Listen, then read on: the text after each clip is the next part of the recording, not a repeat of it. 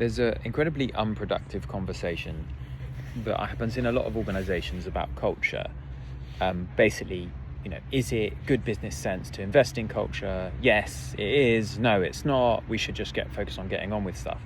But the whole debate, I think, kind of goes wrong because it treats culture like it's a kind of object that we could assess.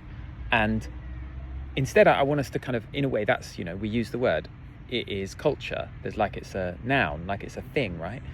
But instead, let us ask a different question, which is, what is it going to take to cultivate good work?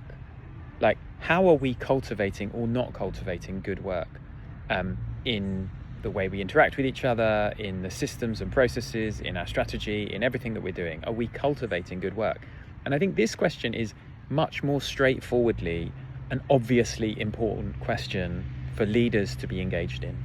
Because even if the answer to how could we cultivate good work around here is we need to cut our budgets by 50%, we need to drive harder, and we need very, very ambitious targets, that's not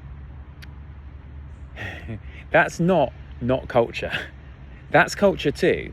That is going to cultivate certain kinds of things in the organization. It's going to have a certain kind of effect on how we interact with each other, the kind of relationships that are built or not built. Like, it's going to affect what is cultivated.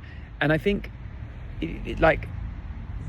but we sometimes those the kind of things they get kind of mislabeled or misunderstood. And so every time you hear the word culture, I want you to flip it to a verb, like, what are we cultivating and how are we cultivating certain kind of work in this organization, or how are we not cultivating certain kind of work?